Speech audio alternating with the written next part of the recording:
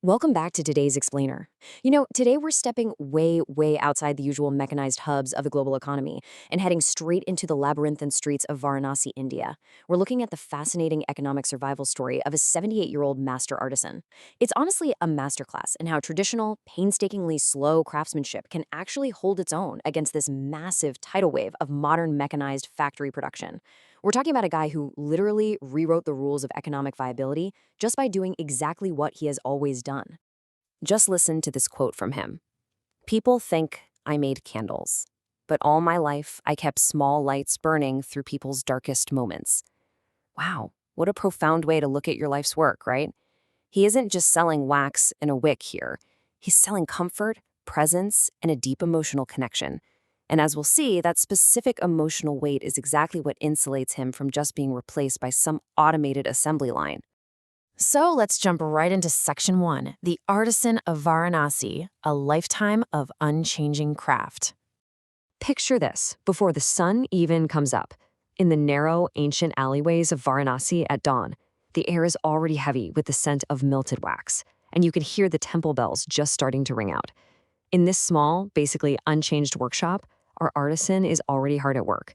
60. That is how many years he spent handcrafting traditional candles. 60 years. To put that into perspective, a modern industrial machine can churn out thousands of candles in a matter of minutes, while he might, maybe, finish a few dozen in a whole day. Yet, he's still in business. Decades ago, his product was an absolute household staple.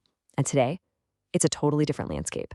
But that level of quiet, daily dedication builds up this incredible depth of human capital. It gives his product an unspoken quality that a machine programmed yesterday simply cannot replicate. Moving on to Section 2, the traditional crafting process, a labor of patience. To really grasp how he competes with massive factories, we've got to look at the stark contrast in how these goods are actually made. We're totally trading the high-speed blur of modern industry for the quiet, meticulous routine of human hands. Step 1, he melts natural wax in these massive, gorgeous copper pots. Then, Step 2, every single cotton wick is prepared and centered entirely by hand. Step 3, the molten wax gets carefully poured into handcrafted molds. And finally, Step 4, he hand carves these intricate decorative patterns and polishes the finished piece. Every single step here requires intense physical touch, judgment, and just quiet patience. Now, in a traditional economic model, this is wildly inefficient, right? It's slow, it absolutely does not scale, and it requires highly specialized labor. But stick with me here because this exact inefficiency is actually his greatest asset. Which brings us to Section 3, Rise of Factory Competition, the Shock of the New. Okay, we have to address the macroeconomic elephant in the room. Back in the day, his candles were high-volume necessities. People needed them for daily prayers, weddings, and just basic visibility during frequent power outages.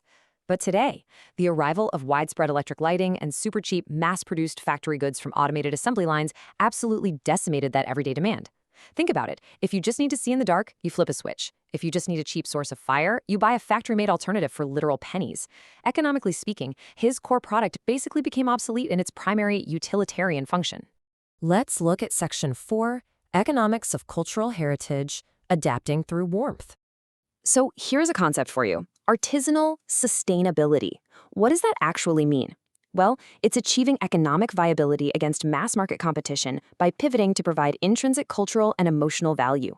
The absolutely crucial takeaway here is this. He stopped trying to compete on the factory's terms. Because let's face it, there's no way you can beat a machine on volume, and you definitely can't beat a machine on price. Instead, he leaned entirely into the one thing a machine can't produce: cultural permanence and emotional weight. He completely transformed his product from a basic utility into a literal vessel of meaning. He found his economic moat, his survival strategy, by targeting very specific things: supplying local festivals, providing for places of worship, crafting for weddings, and catering directly to customers who are selecting items for deeply meaningful occasions.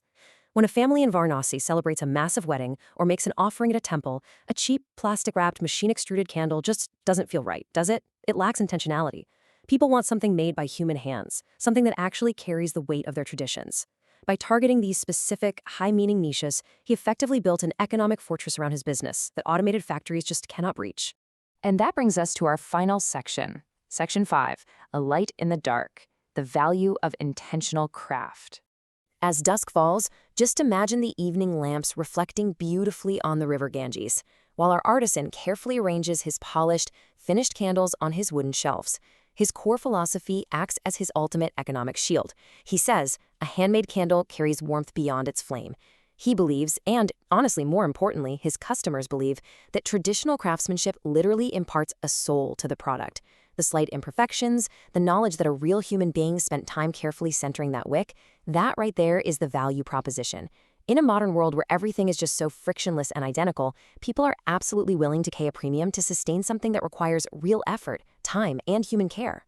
So it leaves us with this question. In an age of endless factory-made convenience, what irreplaceable warmth are we losing in the dark? As our master artisan lights the final candle of his day in that quiet workshop, it really challenges us to think. Efficiency and cheap goods are great, for sure, but they aren't everything. This artisan proved that there is a viable, sustainable economic model in preserving our humanity, our traditions, and our intentionality. It's a super powerful reminder that sometimes the most valuable things we can create are the ones that take the absolute most time. Thank you so much for joining me for this explainer. Keep seeking out those small lights, and I'll catch you next time.